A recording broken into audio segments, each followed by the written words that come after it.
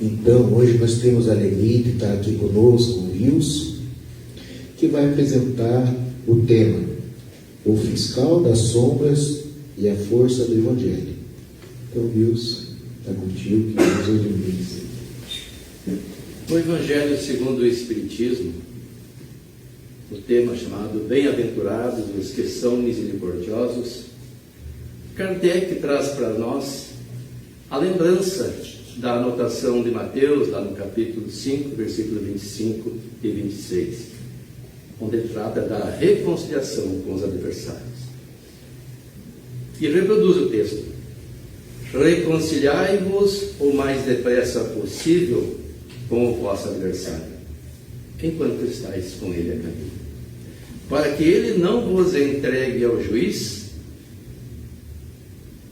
o juiz não vos entregue ao ministro da justiça e não sejais metido em prisão.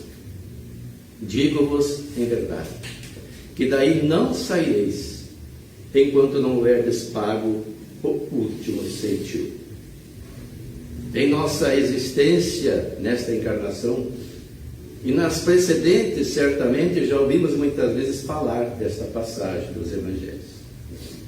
Ouvindo os padres na Igreja Católica, antes do advento da existência de Martinho Lutero e da Reforma Protestante. Depois os pastores e, mais recentemente, os pregadores da doutrina espírita. Mas será que compreendemos realmente o alcance desta passagem? Meus irmãos, que com esta reflexão possamos nós hoje aproveitar ao máximo os momentos que resolvemos compartilhar hoje. Que possamos reflexionar a respeito do que aqui vai ser exposto, trazendo para a nossa vida pessoal aquilo que nos é útil, a fim de que nós, partindo desse princípio da necessidade de reconciliação com o adversário, possamos compreender como isto acontece e como isto pode nos favorecer ou dificultar o processo de encontrar a paz e, consequentemente, a felicidade. O tema de hoje já foi exposto no começo: o fiscal da sombra. E nós começamos baseados nesta obra que há algum tempo já viemos estudando, de Ana Lande, que reproduz a vida de Divaldo Franco com a aquiescência dele enquanto ainda estava encarnado, isso em 2015, que traz o título de Divaldo Franco, a trajetória de um dos maiores médiuns de todos os tempos. E nós pegamos o capítulo que trata desta personagem, ou Máscara. O Brasil tem o maior número de espíritas e simpatizantes. Segundo a Federação Espírita Brasileira, em 2015, ela analisava que nós tínhamos 30 milhões dentro desse grupo de pessoas. Na década de 30, no entanto, do século passado, as coisas não eram bem assim. Quando o Divaldo, aos 4 anos, começou a ter visões, era muito diferente. Em Feira de Santana, o cenário era bem difícil. E isso o amedrontava, associado às visões que ele tinha. As casas espíritas não eram como as nossas de hoje, que tem uma placa identificando ali, iluminado, para que quem passe perceba: aqui tem uma casa espírita. Não. Era todo mundo discreto. Não havia nenhuma indicação. As pessoas que procuravam ser atendidas numa casa espírita tinham que levar anotações e percorrer as ruas até chegar ao local, bater a porta para que ela fosse aberta. A porta não era escancarada ao público. A Igreja Católica, na época, atacava o espiritismo, associando a magia negra a adivinhações. E as primeiras aparições relatadas pelo menino, na época com 4 anos, logo foram taxadas de demoníacas. A família não conhecia a doutrina espírita e, consequentemente, o filho também não. Mas a mediunidade se manifestava e ele via os espíritos. Relatava isso ao padre e o padre publicamente os taxou de vinculados a feitiçaria, espírito de adivinhação, e condenou aquilo que acontecia com o menino. Tentaram até exorcismo. E as aparições, algumas eram tão terríveis, que por vezes tão cruéis, que a criança, apenas no aconchego dos pais, conseguia conciliar algum sono, porque estava amedrontado. E nós, quando desconhecemos estes fatos, aqueles que não conhecem o Espiritismo, como a família de Divaldo também não conhecia, se depara com uma situação bem difícil. Porque a mediunidade, nós sabemos, ela pode ser de provas ou natural. Mas a maioria certamente é de provas. Estamos no mundo de provas e expiações. Não poderia ser diferente. O que são mediunidade de provas? Aliás, mediunidade todos nós temos, segundo as obras básicas, num maior ou menor grau. Mas estamos tratando daquelas mais patentes, aquelas em que as pessoas veem ou ouvem os espíritos ou sentem a sua presença, a chamada mediunidade ostensiva. Então, as mediunidades de prova, como estamos falando, são aquelas em que o espírito reencarnante recebe essa faculdade no seu corpo. A faculdade é do corpo que ele recebe, que é formado com essa faculdade, para que sirva de prova a ele, que através do contato com os espíritos ele possa aprender diretamente dos mentores espirituais. E assim facilitar a sua reforma íntima, ao mesmo tempo em que trabalha como um mecanismo de intercâmbio com este mundo que nós não vemos, recebendo orientações de lá, como mensagens de pessoas queridas, e tratando inclusive das obsessões. Mas quando a pessoa não sabe, isso se torna difícil. Por isso é importante de estudar a doutrina espírita a fim de compreender como é este mecanismo e saber como tratar com ela. E a mediunidade natural o que é? É aquela que a pessoa desenvolve naturalmente, pela sua elevação moral e intelectual, que a coloca com uma percepção mais ampliada da vida, superando os limites dos 5 sentidos que o corpo oferece, desenvolvendo a capacidade de perceber o que se passa ao redor em outras dimensões. E isso todos vamos desenvolver, à medida que avançarmos nesse aspecto moral e intelectual também. Porque não adianta a pessoa desenvolver a faculdade naturalmente pela moral, se não consegue compreender os espíritos superiores, os seus pensamentos, porque não tem capacidade de verbalizar aquilo que vê e ouve, não é capaz de transmitir o sentimento dos espíritos superiores. Mas certamente, alguém que alcança esse patamar já tem estes 2 progressos realizados. A moral, melhor dizendo, e a intelectual de forma suficiente para atender as demandas. Mas Divaldo tinha, como quase todos, a mediunidade de provas. No entanto, a par daqueles espíritos que se aproveitavam da sua mediunidade para buscar assustá-lo, porque eram vinculados a eles em outras encarnações e não queriam vê-lo avançar, e alguns buscavam até vingança, também existiam outros que procuravam protegê-lo. O livro diz que outras entidades mais amorosas tentavam consolar Divaldo ou enviar recados. Uma das primeiras a se identificar foi sua avó, Maria Senhorinha. O espírito apareceu ao menino de apenas 4 anos e meio, pedindo que chamasse a filha. Mãe, tem uma senhora aqui, e ela mandou dizer que é minha avó. Dona Ana ralhou. Não brinque com essas coisas de... Não se pode falar assim dos mortos. Mas ela está aqui, está mandando. Divaldo não sabia o significado da palavra avó ou avô. Todos haviam falecido antes de seu nascimento. Dona Ana também não conheceu a mãe, morta por complicações decorrentes do parto que lhe dera a luz. Como o garoto insistisse, a mãe o levou correndo à casa de uma irmã mais velha, Epirges. Essa senhora era doente e vivia em casa, paralítica. E ela disse à irmã: Di fala que está vendo uma senhora e que ela é mamãe. A tia pediu uma descrição. Divaldo deu detalhes. Ela tem uma roupa comprida e um vestido que vai até o chão. A cintura está amarrada por uma corda. Tem uma coisa no cabelo e um enfeite brilhante quase no pescoço. Edviges confirmou: é mamãe mesmo. Ana, o broche no pescoço é o camafeu que usei para enfeitá-la para o túmulo. As duas choraram e o menino desmaiou.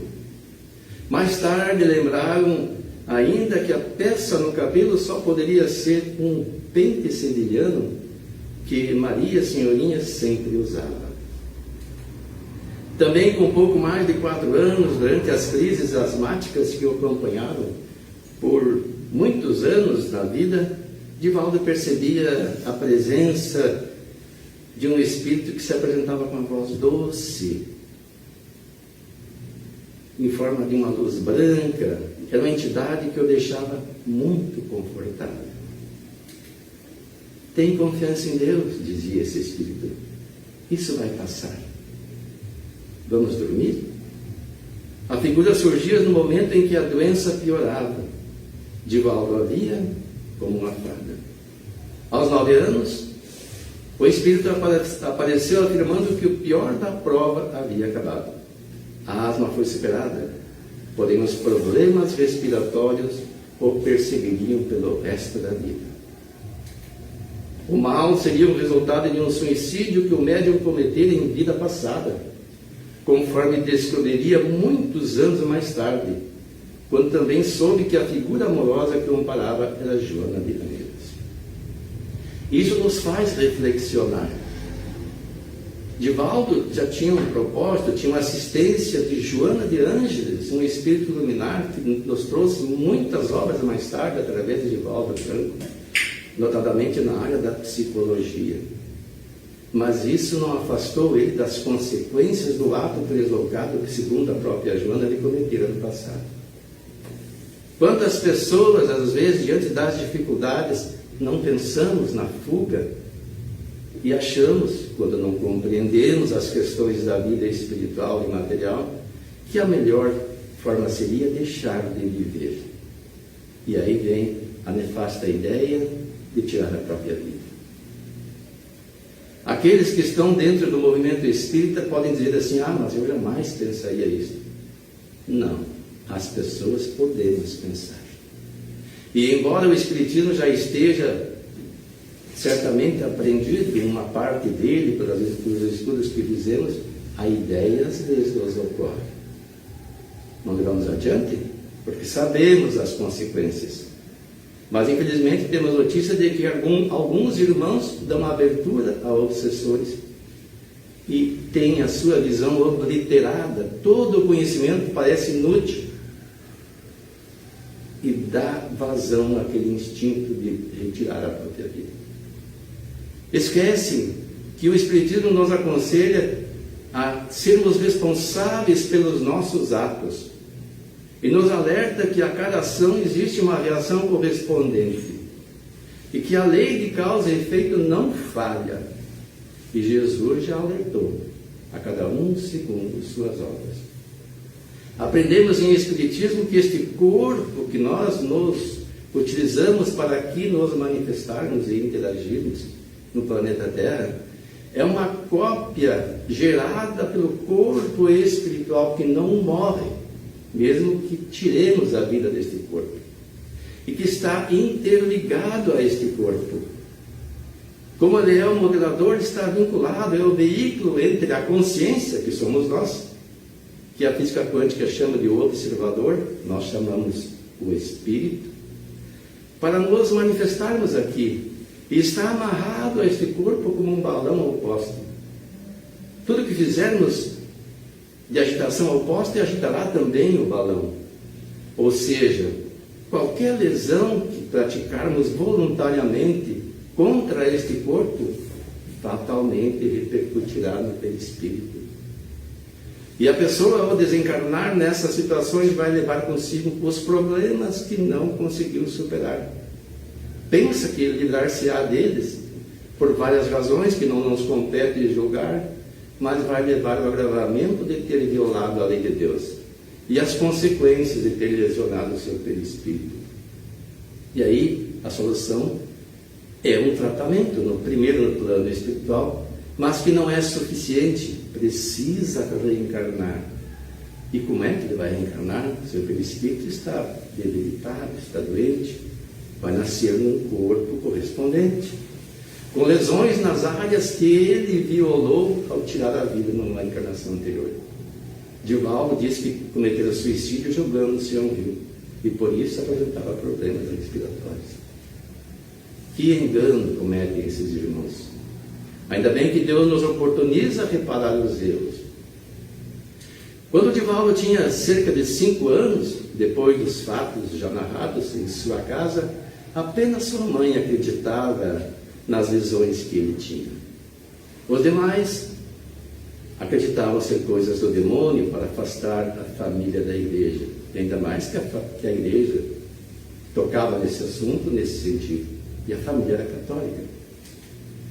Alheios às questões filosóficas e religiosas, os irmãos de dia e as crianças da redondeza zombavam dele. Isso quando não batiam nele. Na escola João Florencio, Dona Antônia Pedreira, sua professora, tentava ajudá-lo. Incentivava o menino a estudar e a esquecer os aborrecimentos. Solitário, obedecia e se agarrava às cartilhas. Certo dia, do nada, surgiu um espírito que ele, na verdade, pensava ser um garotinho, um indígena, porque ele não sabia dessas coisas. E ele via os espíritos como nós vemos os irmãos encarnados. E a primeira coisa que esse índiozinho fez foi convidá-lo para brincar. Era um índiozinho de mais ou menos 5 anos de idade, que era a idade que ele também tinha, e se identificou como Jaguaruçu. E já na primeira vez que viu Divaldo, convidou: Di, vamos brincar? Para quem não podia contar com amigos da mesma idade, isso foi um acontecimento. O menino e o espírito ficavam inseparáveis, subiam em árvores, empinavam pipas, faziam figuras de barro e criavam seus próprios brinquedos com os ferros velhos que encontravam, como se fossem composições ferroviárias. Foram crescendo juntos. Só mais tarde, Divaldo descobriu que Jaguaruçu, que no Tupi-Guarani significa onça grande, era um espírito. Isso aconteceu quando o índiozinho avisou que ia sumir. O médium recém tinha feito 12 anos e até então não compreendia as questões espíritas. Ele tinha faculdade já desde os 4 anos, mas não compreendia. E o espírito disse: eu sou espírito, vou reencarnar. O que é isso? Vou nascer de novo. A gente vai separar-se por um bom tempo, mas nos encontraremos um dia. Divaldo chorou por semanas. Para ele, reencarnar passou a ser sinônimo de morrer contrariamente ao que o fato revelava. Anos depois, já um jovem, adulto, o vazio foi preenchido por um novo amigo. O pernambucano Walter Albuquerque, jovem morto em um acidente de carro no Recife no início de 1940, Walter acompanhou Divaldo por muitos anos. Quando o médium passou a militar nas hostes espíritas, aí ele já estava estudando o espiritismo, se tornou um adepto ativo. Ele tornou-se uma espécie de correio. Naquela época, enviar cartas e principalmente telefonar era algo muito dispendioso e demorado. Aqueles um pouco mais de idade da minha geração devem lembrar da nossa antiga e saudosa, entre aspas, CRT. Na década de 80 eu morava em Passo Fundo. Para ligar para Santo Ângelo, eu escolhi os horários depois das 18 horas, que era mais barata a ligação. E me dirigia à sede da CRT de Passo Fundo. Chegava lá, atendido por uma moça, recepcionista, e ela liberava uma cabine depois da fila ser superada, porque havia fila de pessoas. Chegava a minha vez, eu ia lá, fazia as ligações, voltava e pagava. Depois evoluiu, a gente chegava lá e recebia uma chave, tinha uma cabine separada. A gente abria, fazia as ligações da mesma forma, voltava lá e pagava. Aqueles que podiam ou que se aventuravam a comprar um telefone de descarte, que a gente tinha em casa, analógico, tinham que pagar à vista e o valor era exorbitante. E esperar por cerca de 2 anos para ser feita a instalação. Então era muito difícil. E esse espírito supria essas dificuldades. As visões perturbadoras continuaram a perseguir. Muitas surgiam das paredes enormes, pulando sobre ele, mesmo depois de entrar no Espiritismo. Mas antes, aos 7 anos, Divaldo notou a companhia frequente de um espírito ao seu lado. Era um religioso que portava batina e chapéu de aba larga. 7 anos esperou para começar a acontecer esses fenômenos. A época em que o espírito toma consciência de sua existência e assume a sua reencarnação plenamente. Aí começaram os verdadeiros problemas. Odeio você, vou te matar, disse o espírito. Perversa, a entidade adorava constrangê-lo. Uma cena marcou Divaldo. Sozinho, no fundo da casa, tomava banho em uma pequena bacia, como era costume na época. O homem surgiu soturno. Que coisa mais ridícula! A reação do pequeno garoto foi cobrir-se. Agora está com vergonha. Você nunca vai conseguir esconder-se de mim. As imagens lhe causavam pavor. Divaldo correu para a mãe. Estou vendo um padre que diz que vai me matar. Ana o mandava rezar. O menino obedecia. Chegou a fazer exorcismo com o padre da igreja que frequentava. E nada. O espírito ria, divertia-se. Porque eles não se afastam com rituais, com cerimônias, nada disso. Eles não se impressionam com nada, com água benta, com cruz, com palavras. Você tem deveres para com a nossa doutrina, disse o Espírito. Seu compromisso é com a igreja. Não pode se desviar. Caso contrário, vou matar você.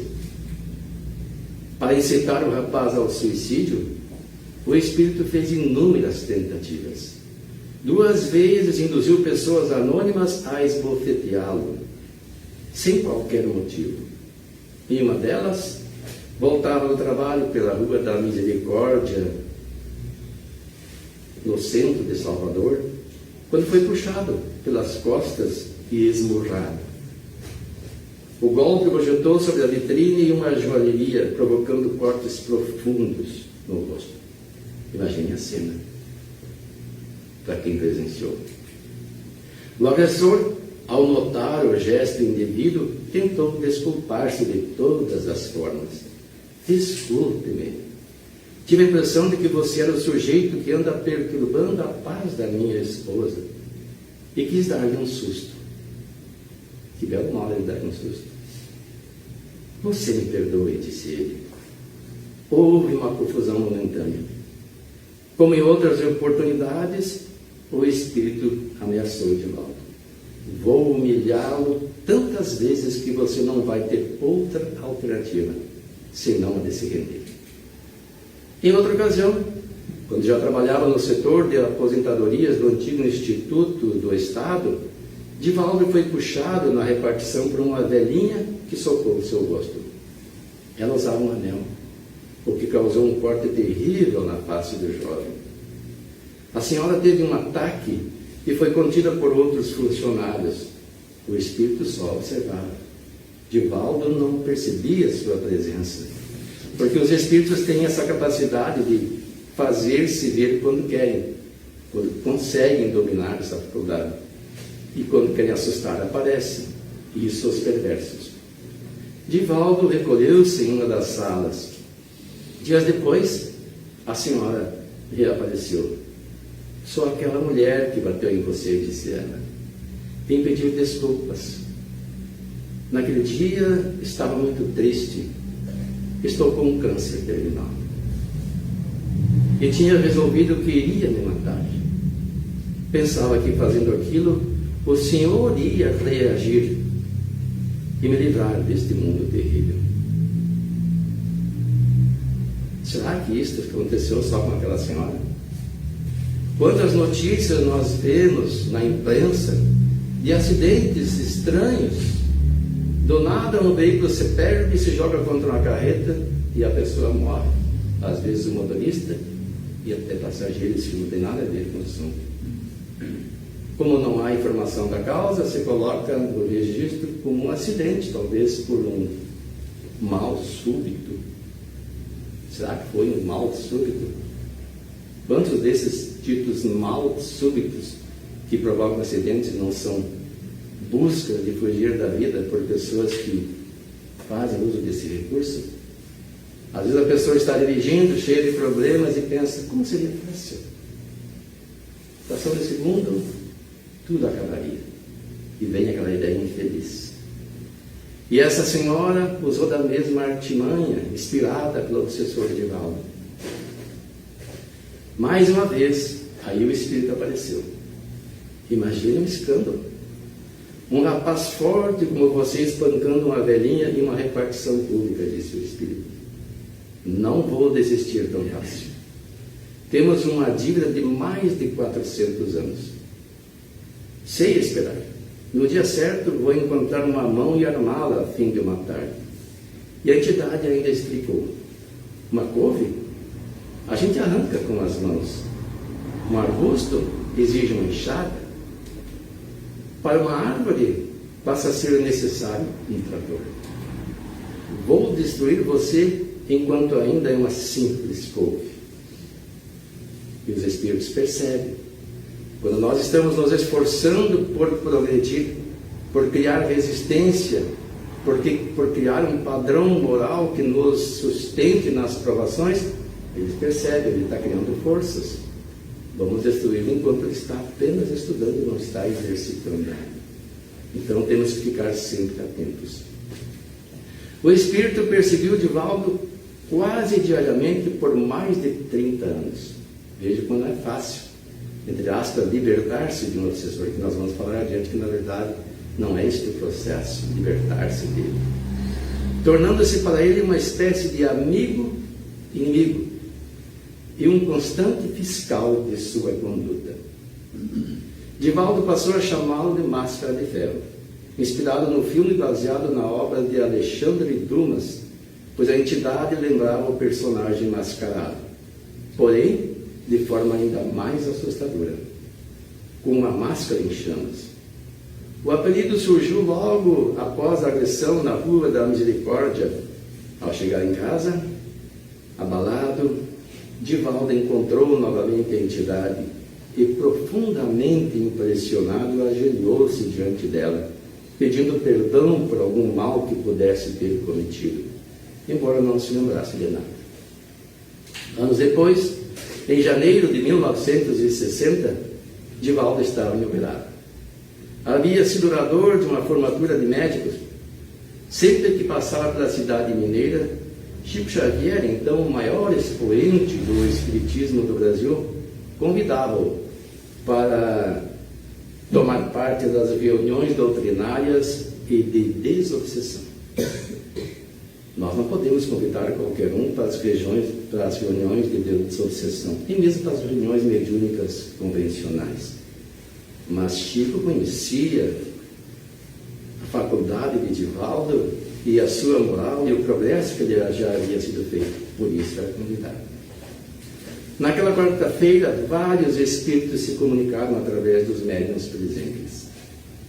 O momento culminante, porém, foi quando essa mesma entidade que o perseguia há décadas incorporou em Chico e, num gesto de quem mete a mão no bolso e tira algo, disse, como se lesse anotações: estou aqui com a sua ficha.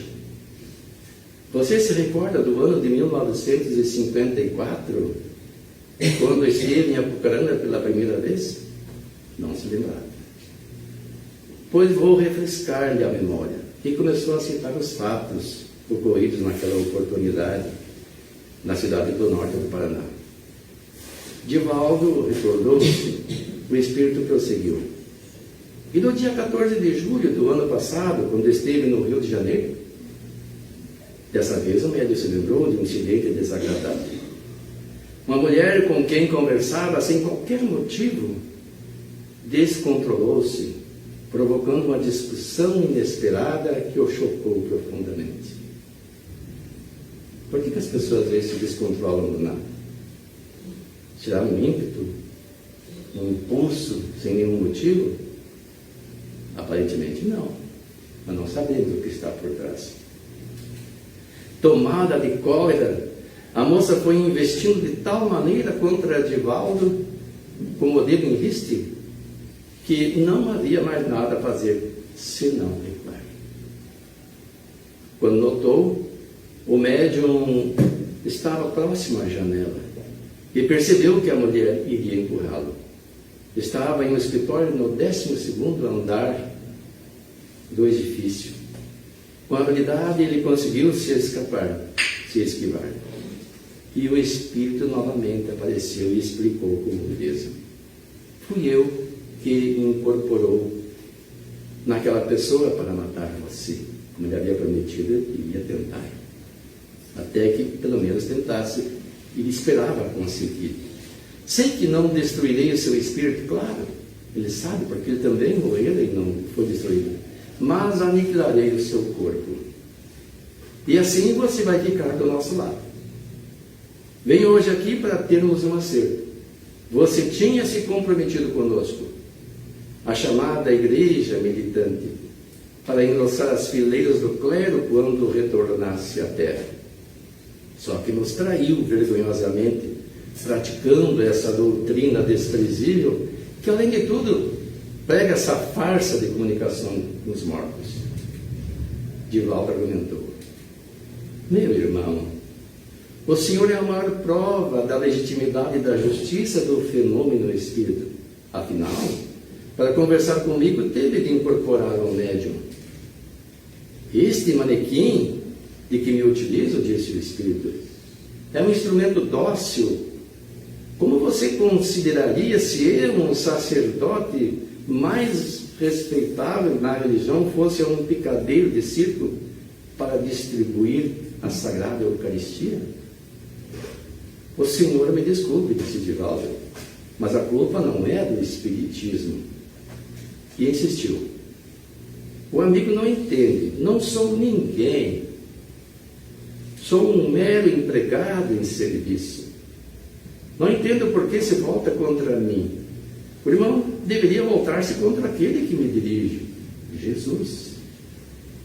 Se o senhor se voltar contra ele, ele me libertará. Eu sou escravo, liberte-me e eu passarei de mão. Não, contra ele eu não posso, mas contra você sim.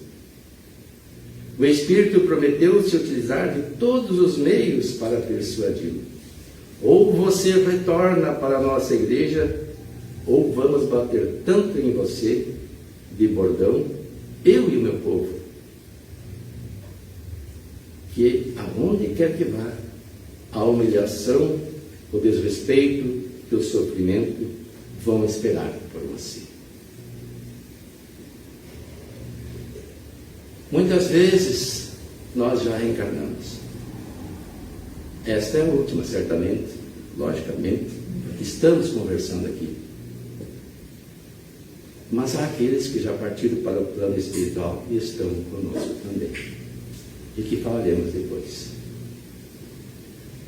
Às vezes, por equívoco, nos acompliciamos em conchados com irmãos infelizes para nos apoderarmos de um cargo de comando a fim de exercermos o poder, de acumularmos riqueza a custas do sofrimento daqueles que deveríamos proteger. Isso em todos os setores da sociedade. Nos organizamos em grupos, hoje chamados de organizações criminosas, porque são organizadas, quando não terroristas. que implantam o terror no semelhante para instituir os seus propósitos de dominação. Que equívoco cometem esses irmãos? Será que nós também não fizemos algo semelhante no passado? E aí nos acompliciamos de tal maneira que somos incapazes de, no processo de desencarnação, reflexionarmos sobre os acertos e os erros, sobre as consequências dos atos, e continuamos em grupos no mundo espiritual, programando retornar à Terra para cometermos os mesmos delitos, a fim de nos mantermos naquela situação em que já experimentamos o poder.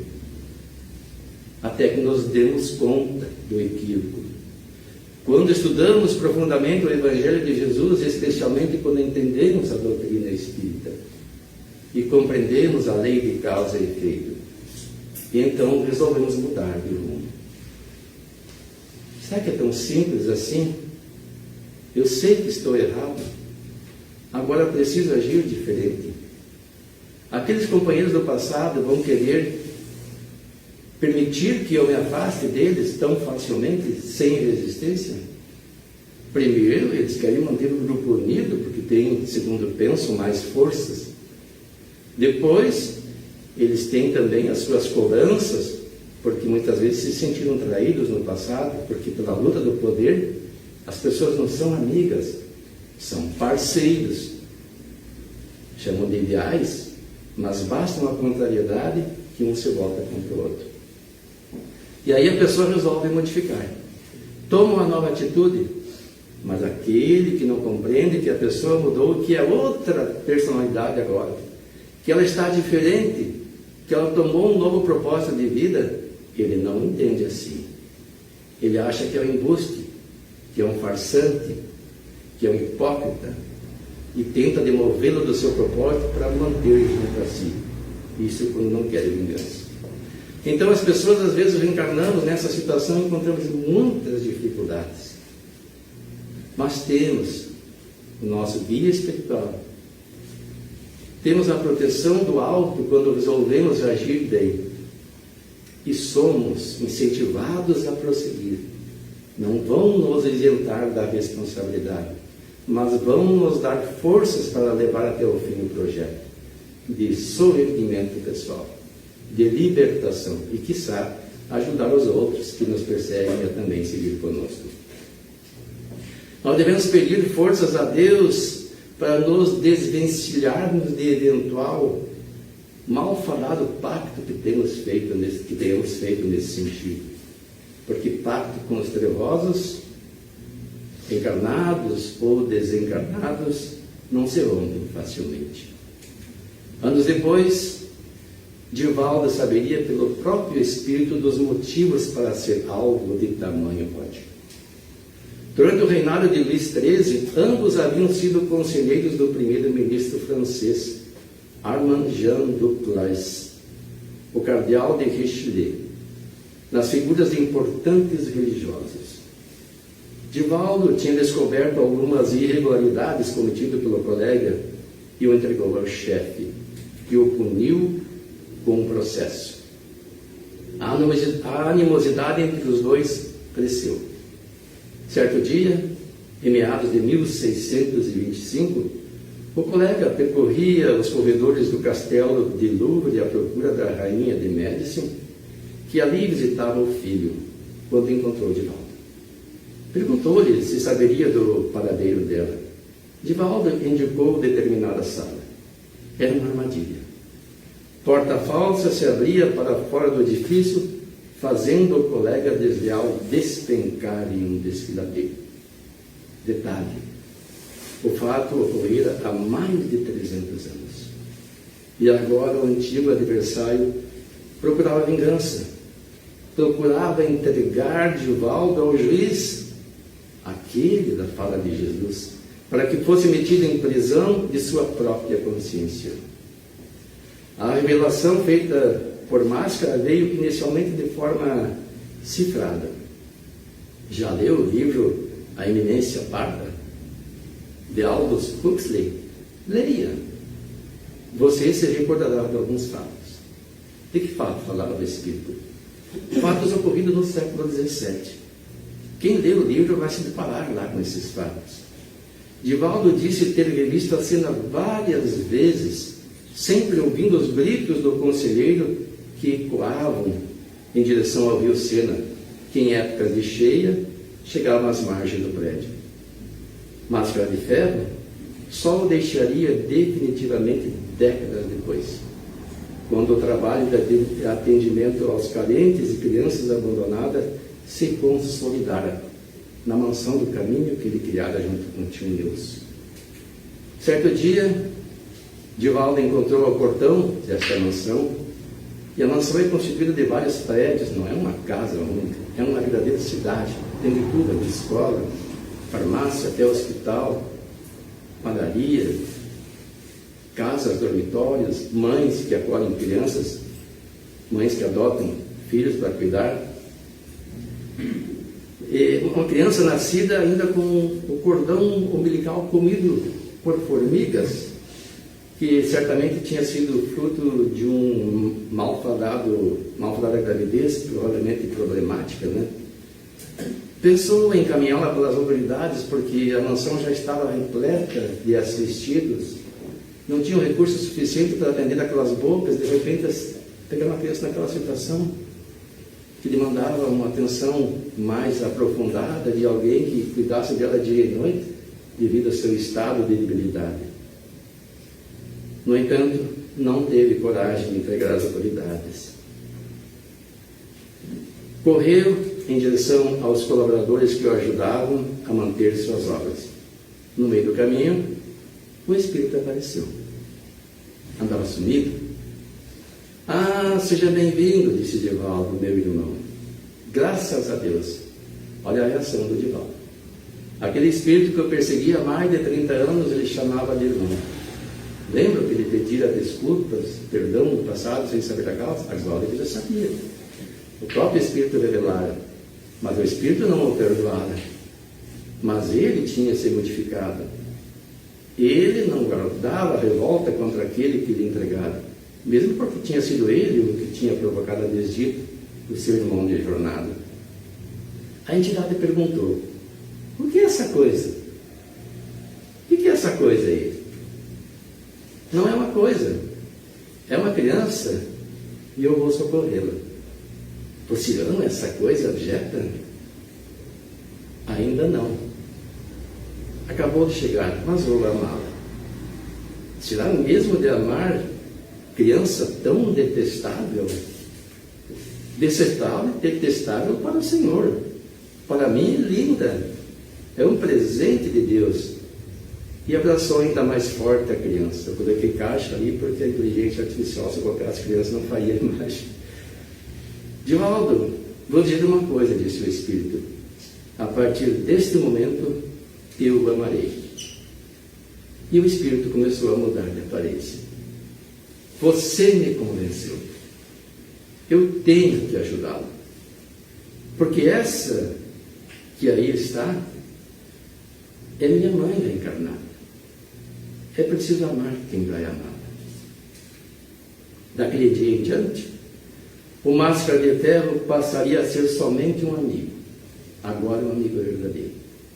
Comparecia até a publicação do livro, que foi em 2015, nas reuniões doutrinárias em que o médium estava presente, e até levava conhecidos para assistir às palestras.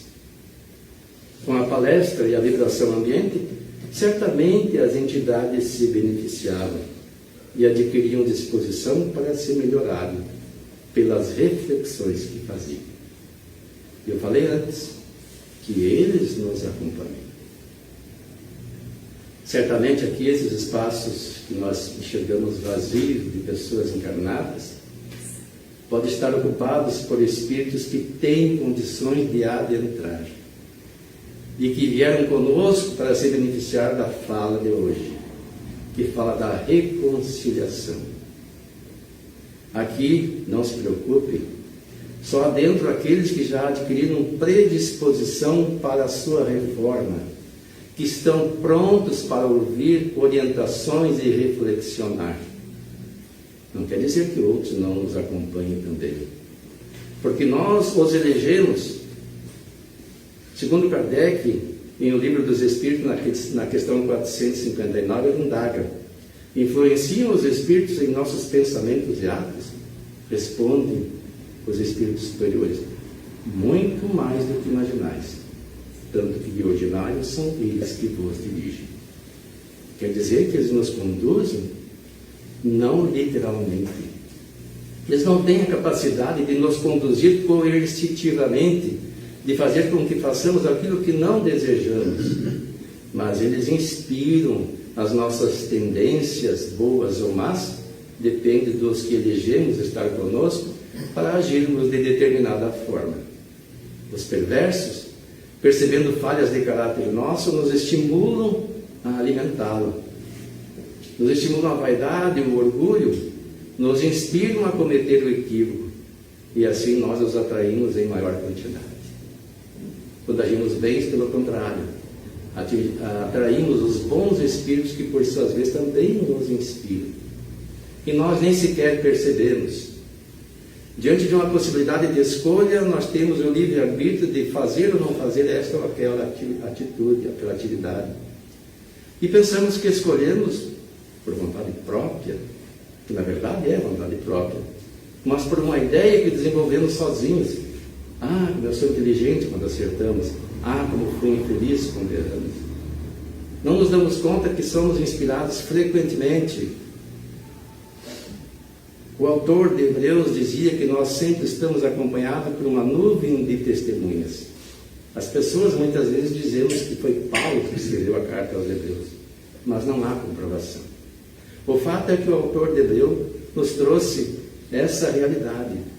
Estamos sempre acompanhados por uma nuvem de testemunhas e muitas vezes parceiros de atitudes, de atividades que nos inspiram. Não apenas nos espreitam, não apenas nos sondam, procurando as nossas deficiências, mas também outros procurando a vontade de nos aprimorarmos, como fazia Joaneira Escrudival.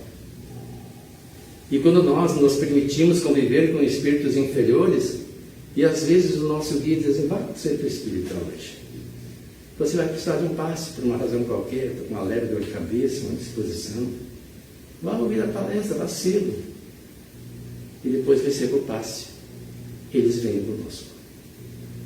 E como eu disse, aqueles que estão em melhores condições podem assentar aqui em cadeiras que nós nem vemos, trazidas pelos encarregados dessa atividade, que preparam para eles. Essa imagem é uma imagem real da Arena de Santos, em que Divaldo falava. E eu pedi à inteligência artificial para mostrar como colocavam os espíritos ali. E pedi que ela fizesse à frente das pessoas para que alguém não alegasse que eu poderia estar dizendo que com eles estavam esses espíritos. Porque certamente estavam, segundo a obra. E eles se modificavam com as reflexões que faziam. Saíam melhores. E lá fora ficam aqueles que, se fosse permitido aqui adentrarem, seriam causa de perturbação. Existem barreiras vibratórias, espíritos guardiões que os impedem de adentrar. Então não fiquemos com medo. Se existe um lugar seguro no planeta Terra, é dentro de uma casa espírita. É dentro de uma casa de uma religião qualquer que cultua a prece, que cultua fazer o bem, que fala a mensagem de Jesus. Esses lugares são protegidos. Não tenhamos medo de estar. E aqueles que ficam lá fora ficam desassistidos? Não. Os mesmos encarregados que preparam o ambiente colocam equipamentos que reproduzem a fala de quem aqui se expressa, para que não só nós que estamos aqui presentes nos beneficiemos, para que eles também ouçam e reflexionem. Pode ser uma semente desperdiçada no momento, dirão alguns, mas fica a semente. Eles vão lembrar do que aqui é dito. Se não se reformam hoje porque estão empedernidos no mal e não querem se reformar, quando a dor chegar de forma mais excruciante a esses espíritos, eles irão reventar. E poderão aí desenvolver a vontade de se modificar. Com a mãe do antigo religioso, o processo também não foi fácil. Sempre resistiu às aproximações do médium. Desde que foi aceita na mansão, não gostava de conversar e não aceitava afagos. Certo dia, Divaldo resolveu que era a hora de uma conversa franca. Ela já era uma adolescente, jovem. Ele a reteve numa sala em que se encontrava, pediu para ela sentar-se, sentou em frente a ela e perguntou: "Você não gosta de mim, não é, minha filha?" "Eu queria, mas não consigo." Quantas pessoas às vezes querem gostar de alguém e não conseguem? Quando se aproximam dela, dizem que sentem-se mal. Alguns sentem dor de cabeça, uma disposição no corpo, e alegam que é a agitação da pessoa que a perturba. Eu sou sensitiva, não posso me aproximar daquela pessoa e me sinto mal, então mantenho distância. Mas sabe que essa pessoa quer se aproximar mesmo? Essa jovem queria, mas não conseguia. Então, Divaldo decidiu contar a ela o que acontecia. Não falou diretamente sobre o Máscara, mas disse que havia prejudicado indiretamente ao agir contra um filho seu no passado, e por isso ela tinha essa resistência em se aproximar dele. Explicou-lhe que se havia portado mal e que estava decidido a resgatar todos os débitos. Revelara que era melhor para o momento, porque ele sabia que luz demais pode cegar. E às vezes nós, na ânsia de sermos autênticos, não medimos as palavras para revelar verdades aos irmãos. Não percebemos que a capacidade de assimilação é relativa. Então temos que ter cuidado. Ele revelou isso: "Minha filha, no passado eu prejudiquei a ti de uma forma indireta." E ela então começou a mudar. A partir daquele momento, a moça mudou. Nunca descobriu ter sido em uma existência anterior a mãe do homem que por décadas perseguiu aquele que se tornou pai para ela. Poucas pessoas, na verdade, sabem. Mesmo aquelas que se encontram todos os dias caminhando desligadas pela rua da mansão. Máscara ainda aguardava a sua oportunidade de renascer. Para isso, esperava somente que a jovem se casasse e engravidasse. Sim, segundo Divaldo, o Máscara de Ferro reencarnaria novamente como filho da mesma mãe, agora no Brasil, que nos acolhe a todos, dando-nos a oportunidade de refazermos nossas vidas com melhores escolhas. Não é por outra razão que uma obra publicada pela psicografia de Chico Xavier tem o nome de Brasil, Coração do Mundo. Aquele que acolhe a todos os espíritos comprometidos diante da própria consciência. Por isso o coração do mundo, um coração de mãe, que nos acolhe, não distinguindo um do outro, não avaliando as nossas perfeições ou imperfeições para nos escolher, mas nos acolhe a todos. E aqui temos a oportunidade de recomeçar a experiência encarnatória melhor do que já havíamos experimentado em outras encarnações. Fazendo melhores escolhas. E pátria do Evangelho, porque ela nos educa quando nós nos esforçamos para aprender no Evangelho de Jesus. No movimento espírita, que bom aqueles que assim escolhemos. Mas a maioria não escolheu o Espiritismo. O Cristo está em toda parte em que se faz o bem. As religiões cristãs, todas elas, e mesmo as de outras vertentes filosóficas, que orientam a pessoa a fazer o bem, são inspiradas por Jesus. E o Brasil nos acolhe a todos. Irmãos que lá fora se digladiam, se matam, aqui fora convivem pacificamente. Claro, com algumas intolerâncias psíquicas, mas convivem, tendo a oportunidade de recomeçar.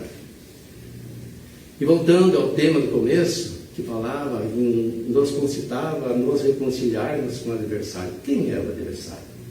Para Divaldo, o adversário foi o obsessor.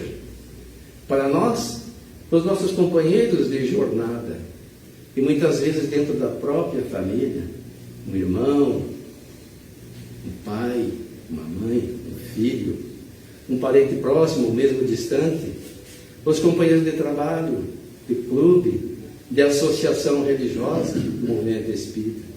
Podemos estar lado a lado. Mas como são nossos adversários? Esses são os encarnados. Que nós nos comprometemos com eles em encarnações passadas. Deus dizia: reconcilia-te com o teu adversário, enquanto estás a caminho com ele. O caminho é a encarnação. É esse tempo de vida que nós temos aqui para repararmos as arestas. O período de 30 anos de provação e trabalho na Terra representou a janela de oportunidades dada a Divaldo para liquidar o passado. Para nós, a reencarnação é o caminho onde credor e devedor nos encontramos para o acerto de contas. Então não devemos simplesmente dizer àquela pessoa detestável: não consigo conviver com ela. É a oportunidade que Deus nos dá de acertarmos as contas. Para que não sejais entregues ao juiz. Que juiz? A lei de causa e efeito. Porque Paulo já dizia: nem tudo me convém. E se eu escolho as coisas erradas, eu vou ser entregue ao juiz, porque a lei de causa e efeito não falha. Mesmo que eu não saiba da existência dela, ela funciona. Para que os juízes não os entreguem ao carrasco e sejais metido em prisão. Que prisão? A sintonia mental de ódio e culpa. Aquele que odeia não se liberta. Está sempre preso num sentimento que o desgasta, que o faz sofrer e que faz sofrer aqueles que estão próximos. Até que pagais o último ceitil. Que ceitil? As pessoas, quando lemos isso, pensam: ele vai ter que sofrer até expiar. Muita gente sofre, sem resultado. O ceitil que Jesus falava é a reparação. Como? Pelo amor. Simboliza a quitação moral, não o sofrimento, mas o amor.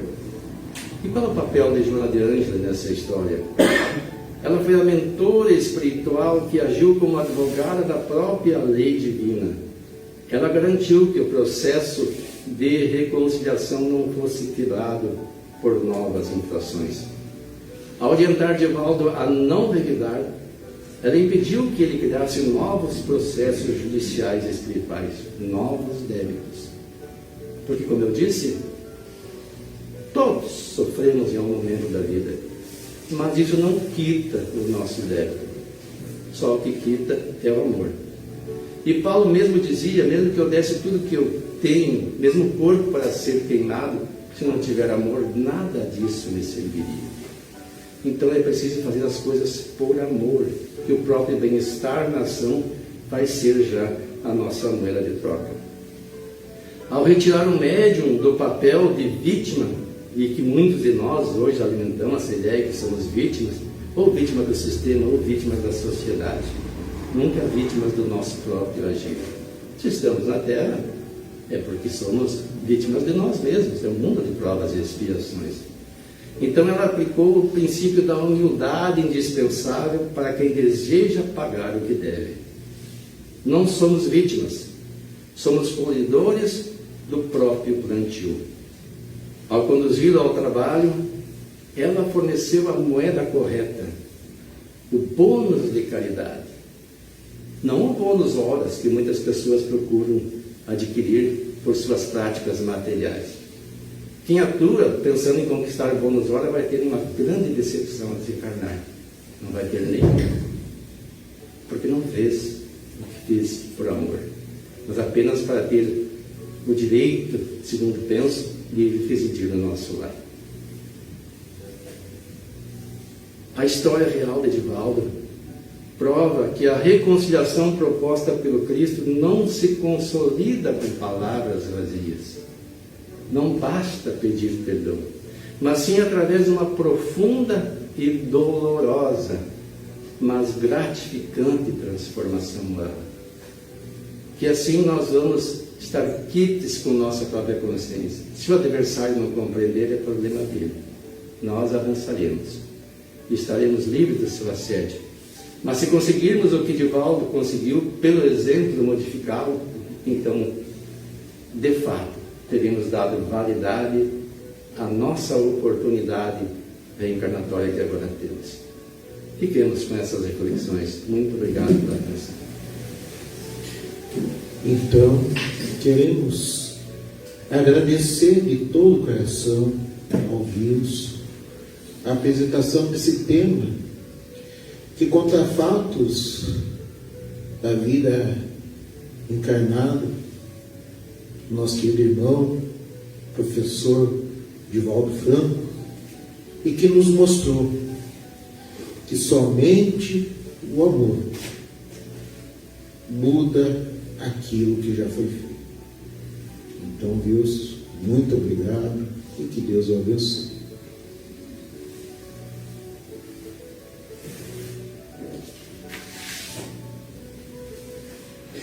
Vou aproveitar o ensejo, a oportunidade, de convidar a todos que no dia 2, quinta-feira, teremos o tema Os Benefícios do Evangelho, com Eleonde Cleonice. E também no dia 4, às 18 horas, temos o tema Um Convite à Transformação, com o Sirineu Leônidas.